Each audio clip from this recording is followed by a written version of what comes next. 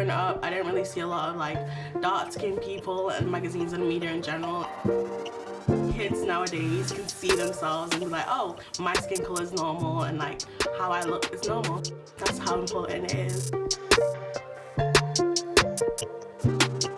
I was always being inspired kind of by people who are unafraid to challenge the norms of our society and really forge their own paths.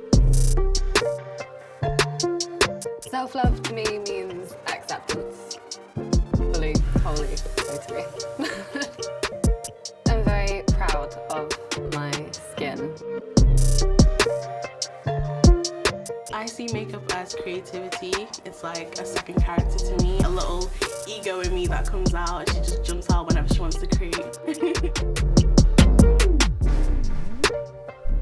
Letting go of the template of how we are supposed to exist to become that person that can influence others to really believe in themselves.